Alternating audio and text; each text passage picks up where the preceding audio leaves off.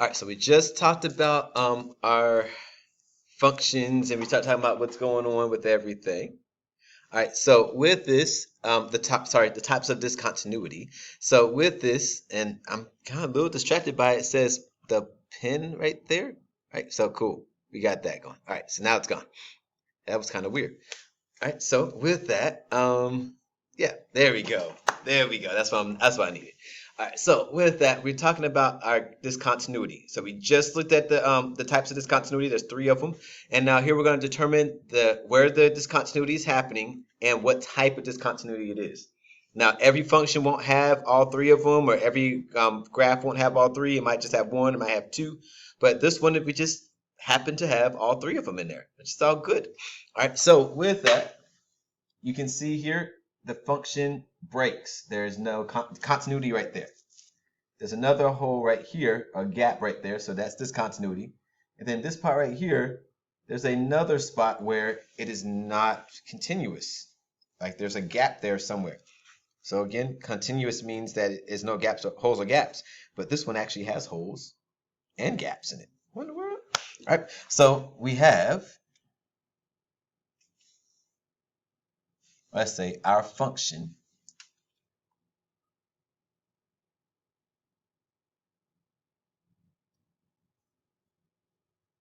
is discontinuous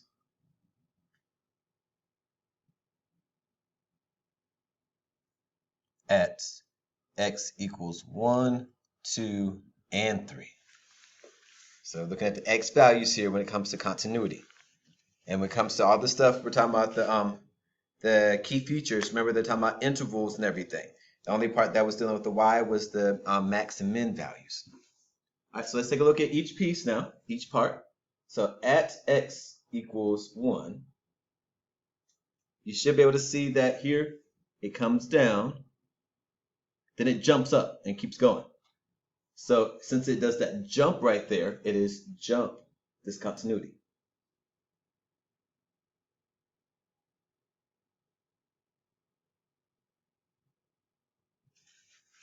So again, at this point, we have a jump discontinuity.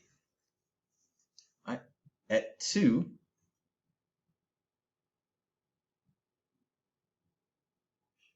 you see here, there's an open circle right there. It continues on both sides, but it's open circle. So it's not a jump discontinuity because there's nothing there to jump to and continued on the other with it. It just had a hole there and then it continued on right after it. So we have a point discontinuity.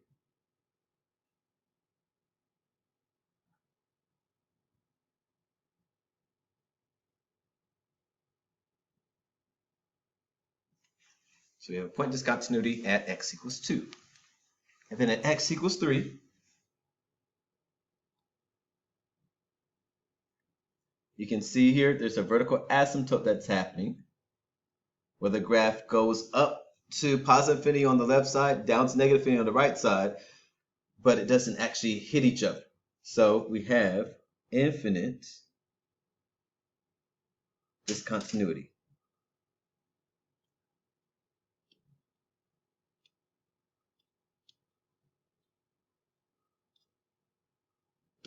So we have infinite discontinuity for that. So first one's a jump, went from here to here. The second one just has a hole right there, which is point discontinuity, holes. And then we have the infinite one.